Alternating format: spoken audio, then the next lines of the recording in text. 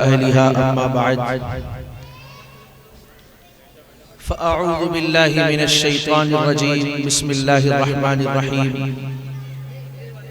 الرحمن علم القرآن خلق الإنسان علمه البيان صدق اللہ العظیم۔ اسٹیج پر تشریف فرما نہایت عظمتوں اور اہمیتوں کے حامل علماء کرام، زعماء قوم و ملت، معزز حاضرین، ہمارے اسٹیج پر بڑے بڑے اکابر تشریف فرما ہیں، خصوصاً ہم سب کے بڑے حضرت مولانا اقبال صاحب دامت برکاتہم، حضرت مولانا مفتی مستقیم صاحب، اور بھی سب اس قابل ہیں کہ ان کا نام ذکر کیا جائے اور میری زبان ان کے نام کی چاشنی سے لذت حاصل کرے اور میری زبان ان کے نام سے برکت حاصل کرے، لیکن ظاہر ہے وقت بھی اس کی اجازت نہیں دیتا اور میں سب کے ناموں سے واقف بھی نہیں۔ بس ان حضرات کی خدمت میں یہ عرض ہے کہ شکار ماہ کے تسخیر آفتاب کروں، شکار ماہ کے تسخیر آفتاب کروں، کسے میں ترک کروں، کس کا انتخاب کروں۔ حضرات گرامی، کل سے یہ مسابقہ قرآن کریم کا اور خطابت کا چل رہا ہے۔ اللہ تعالیٰ نے سورہ رحمان جو قرآن کی دلہن ہے، جو عروس القرآن ہے، جو قرآن کی زینت ہے، جو قرآن کی رونق ہے، اس سورہ مبارکہ میں اللہ تبارک و تعالیٰ نے جو آغاز فرمایا، یہاں سے فرمایا الرحمن علم القرآن خلق الانسان علمہ البیان۔ الرحمن علم القرآن خلق الانسان علمہ البیان، کہ رحمان نے سکھایا ہے قرآن۔ اللہ کے ناموں میں سب سے زیادہ عظمت والا اور رحمت والا نام کہ جس سے بندوں کا اللہ کے ساتھ ایک طرح کا امید کا اور رجا کا تعلق پیدا ہوتا ہے، وہ نام نامی رحمان ہے، جس میں رحمتوں کا ٹھاٹھے مارتا سمندر ہے۔ اللہ تعالیٰ نے وہ نام ذکر فرمایا، الرحمن علم القرآن۔ رحمان کی رحمتوں کا اثر یہ ہے کہ اس نے قرآن کی تعلیم دی ہے، اور خلق الانسان، اور قرآن آیا ہے تو ہدایت کے لیے آیا ہے، ہدی للناس، یہ لوگوں کے لیے ہدایت ہے، ان لوگوں کو پیدا بھی اللہ ہی نے کیا ہے۔ علمہ البیان، اور پھر اس انسان کو قرآن سے ہدایت اخذ کر کے قرآن کے مضامین، قرآن کے مطالب، قرآن کے مفاہیم، قرآن کی فکر، قرآن کا درد، قرآن کی کڑھن، قرآن کا پیغام اپنے دل میں اتار کے، اپنی ذات میں جذب کر کے، اپنے باطن میں بسا کے اور اپنی فکروں پہ سوار کر کے اب اسے دنیا تک پہنچانا ہے۔ بلغوا عنی ولو آیا، چاہے ایک ہی آیت سیکھو، اسے دنیا تک پہنچانا ضروری ہے۔ تو ظاہر ہے پہنچانے کے لیے ذریعہ چاہیے، اور وہ ذریعہ سب سے بڑا ہے بیان کا۔ بھئی آپ حضرات توجہ سے سماعت کریں، کون سا ذریعہ ہے اپنی بات دوسروں تک پہنچانے کا؟ بیان۔ بیان بھی اللہ ہی نے سکھایا ہے، بیان کا معلم بھی اللہ ہے، قرآن کا معلم بھی اللہ ہے۔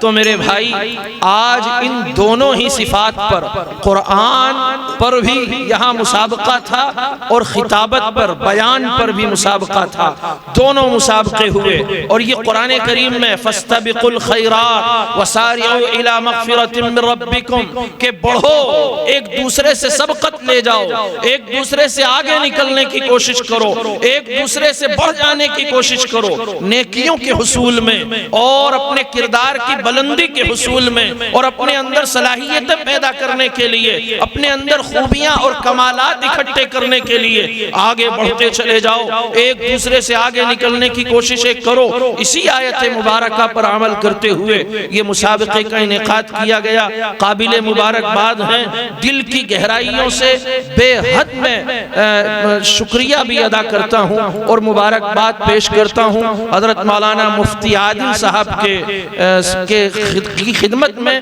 کہ انہوں نے بڑے سلیقے سے حضرت مولانا اقبال صاحب کی سرپرستی والد محترم کی دعاؤں اور ان کی رہنمائی میں اور ان کی بصیرت افروز سرپرستی میں اس پروگرام کو آگے لے کے بڑھے اور چلے اور یہ پہلی ہی دفعہ میں ماشاءاللہ اتنا زبردست کامیاب پروگرام رہا ہے بہت خوبی اور حسن کے ساتھ اپنے انجام کو پہنچا ہے میں شروع ہی سے اس پروگرام میں شریک ہوں اس لیے بہت سی چیزیں ہیں جن پر بات کی جا سکتی ہے لیکن اس کا موقع نہیں ہے اب میں اپنے طلبہ سے خاص طور سے میرے ذمہ خطابت کی ذمہ داری میرے کاندھوں پہ ڈالی گئی تھی کہ طلبہ کا جائزہ لینا ہے اور دیکھنا ہے حقیقت تو یہ ہے کہ تمام طلبہ کامیاب رہے مبارک ہو مبارک ہو تمام طلبہ جتنوں نے شرکت کی سب کامیاب رہے لیکن جیسے ٹیمیں ہوتی ہیں کھیل کھیلتی ہیں اب وہ کوئی ٹیم پہلے میچ میں نکل گئی پھر دوسرے میں پھر تیسرے میں کوئی سیمی فائنل میں باہر ہو گئی کوئی فائنل میں باہر ہو گئی کب تو کسی ایک کے یاد میں آتا ہے یہ جو قرآن کریم میں اللہ تبارک و تعالی جنت الفردوس کے بارے میں فرماتے ہیں فردوس اعلیٰ کا حصول کرو اور بڑی کامیابی کی حصول میں لگے رہو اور اس کی کوششوں میں لگے رہو یہ اسی لیے تو کہا جاتا ہے کہ انسان کو وہاں افسوس ہوگا آدمی سوچتا ہے کہ ہم دنیا سے چلے جائیں گے اعمال تھوڑے ہوں یا زیادہ ہوں بالآخر کامیاب تو ہو ہی جائیں گے جنت میں تو پہنچ ہی جائیں گے جب ایمان لے آئے ہیں کلمہ پڑھ لیا ہے حضرت محمد عربی صلی اللہ علیہ وسلم کی سرپرستی حاصل ہے اور آپ کی شفاعت ہمیں نصیب ہوگی تو انشاءاللہ جنت میں تو چلے ہی جائیں گے لیکن میرے بھائی جنت میں تو جائیں گے لیکن جانے کے باوجود ان مقامات بلند کے ہاتھ سے چھوٹ جانے کا افسوس کریں گے کہ جن پر ہم پہنچ سکتے تھے جیسے آج ان بہت سے بچوں کو ہوگا کہ کامیاب تو سب ہیں لیکن جو بڑی کامیابی ہے اور نمایاں کامیابی ہے اور امتیازی کامیابی ہے وہ تو انہی دو تین کے حصے میں آئی ہے کہ جن پر سب نے اعتماد کیا ہے ہم بھی انسان ہیں ہم سے نمبرات دینے میں غلطی ہو سکتی ہے لیکن اس کا امکان بہت کم ہے بہت باریکی کے ساتھ اور بہت کہنا چاہیے کہ ذمہ داری کے ساتھ یہ کوشش کی گئی ہے کہ کسی کے ساتھ ادنا درجے کی بھی عدم مساوات نہ ہو کسی کے ساتھ ادنا درجے کی بے انصافی نہ ہو اور کسی کی کوئی حق تلفی نہ ہو اس کی بھرپور کوشش کی گئی ہے اس لیے اس کا امکان بہت کم ہے لیکن اگر ہم سے کوئی غلطی ہوئی ہو تو اس کی معذرت چاہتے ہیں کچھ چیزیں ہیں جو خطابت میں غلطیاں دیکھنے میں آئی ہیں اور کچھ ایک دوسرے کی دیکھا دیکھی غلطی کی جاتی ہے وہ غلطی ہے نہیں دراصل لیکن نقل اتارنے کا عادی انسان ہے دوسرے کو کرتا ہوا دیکھتا ہے تو چاہتا ہے کہ میں بھی ایسا ہی کروں بس یہ اس کی ناکامی کی سب سے بڑی دلیل ہے بھئی جب اس کی ناک الگ ہے میری ناک الگ ہے اس کا منہ الگ ہے میرا منہ الگ ہے اس کی آواز الگ ہے میری آواز الگ ہے تو اب میں یہ کوشش کیوں کروں کہ میرا انداز اس کے جیسا ہو جائے پھر میں وہ تو بن سکتا ہوں یعنی میں یہ کوشش کروں کہ مفتی مستقیم صاحب بہت بڑے مقرر ہیں عالمی شہرت یافتہ ہیں اچھی بات ہے سیکھنا چاہیے لیکن اگر میں یہ کوشش کروں کہ میں مفتی مستقیم صاحب کے بالکل ہو بہو ان کی طرز پہ تقریر کروں گا تو معاف کیجئے گا لوگ مفتی مستقیم ہی کو سن لیں گے آپ کو کیوں بلائیں گے سمجھ میں آ رہی ہے بات نہیں آپ مفتی مستقیم بن جائیں تو کون سا کمال کیا وہ تو پہلے سے موجود ہے آپ جو ہیں وہ بنے آپ کا جو اپنا انداز ہے اسے اختیار کرنے کی کوشش کرے اپنی آواز ہو اپنا انداز ہو اپنا لہجہ ہو اپنا اثر ہو اور کچھ چیزیں ہیں جیسے عربی عبارت پڑھتے ہیں طلبہ تو عربی عبارت میں بڑی غلطیاں کر دیتے ہیں، بڑی غلطیاں، اتنی فحش غلطیاں، جیسے یہ لفظ فحش ہے۔ بھئی توجہ سے سن رہے ہو نا؟ ذرا ہاتھ اٹھا کے بتانا کون کون نہیں سن رہا ہے توجہ سے؟ سن رہے؟ یہ لفظ فحش ہے۔ اب اس کو بعض طلبہ فحش کہتے ہیں۔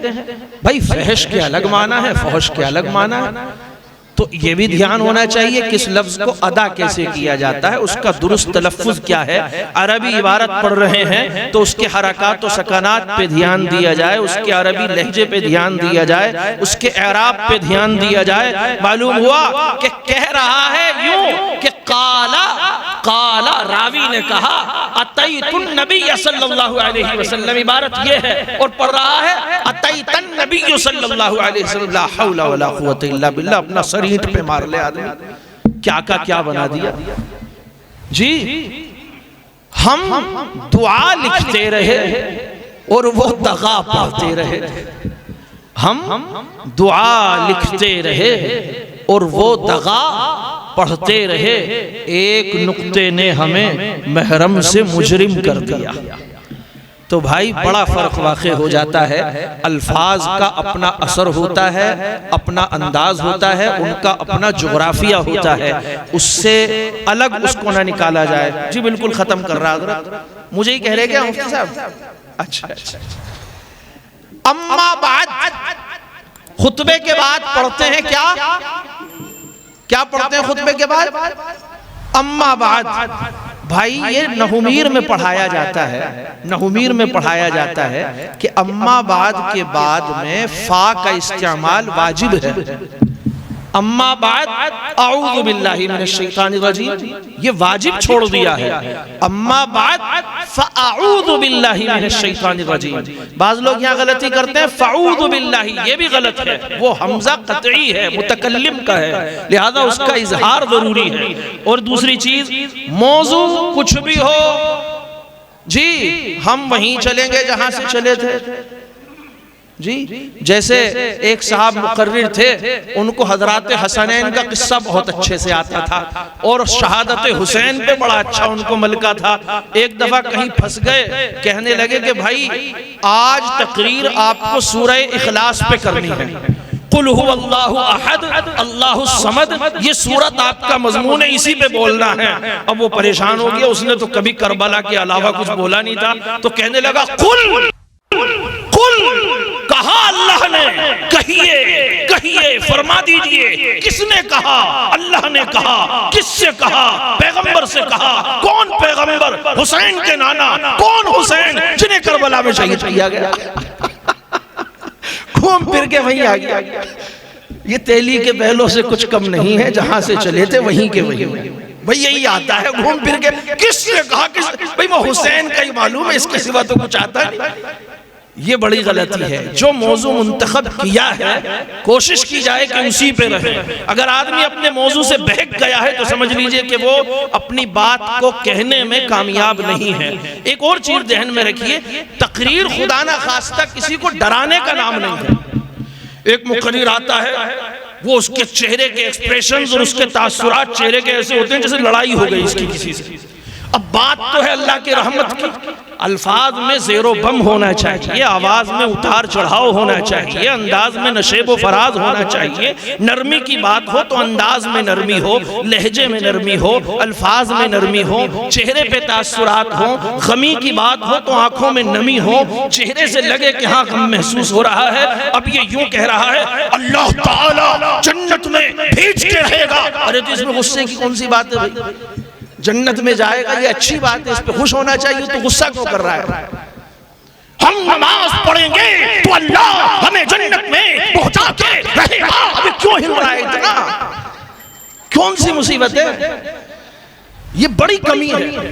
ہم نے دوسروں کو دیکھا دیکھی اس کو تقریر سمجھ لیا کہ جتنا ہلیں گے اور جتنا ہاتھ ہلائیں گے اور جتنا شور مچائیں گے اور جتنا الفاظ کو ایک دوسرے سے اس طرح بے ترتیب بھموڑ، یہ لفظ بھموڑنا، ہم ترکیبیں استعمال ایسے کرتے ہیں کہ انہیں ایک دوسرے سے جوڑتے نہیں ہیں، بھموڑتے ہیں۔ بھموڑنا، شعر پڑھے گا وہ معزز، کتنا پیارا شعر ہے، وہ معزز تھے زمانے میں مسلمان ہو کر، اور ہم خار ہوئے تاریک قرآن ہو کر۔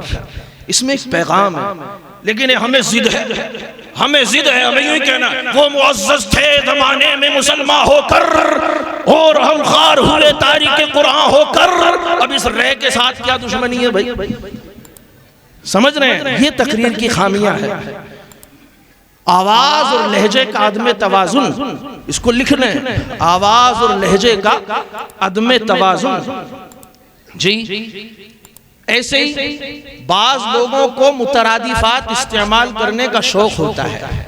سمجھ لیجئے کہ مترادفات کا استعمال اس لیے کیا جاتا ہے تاکہ سامع کے ذہن میں ایک لفظ نہ آئے، جیسے میں نے بولا سامع کے ذہن میں، آڈینس کے ذہن میں، سننے والوں کے ذہن میں۔ اب میں نے یہ 3 مترادفات بولے، جس کے ذہن میں سامع نہیں آیا اس کی ذہن میں جو ہے سننے والا آ جائے گا، آڈینس آ جائے گا۔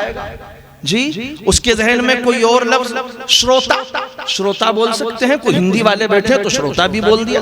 جیسے یوں کہیں کہ سامع کے ذہن میں، شروتا کے ذہن میں، سننے والے کے ذہن میں، آڈینس کے ذہن میں۔ یہ میں نے 4 مترادفات بولے۔ ان کا مقصد ہونا چاہیے سامعین تک بات پہنچانا، محض لفاظی نہیں۔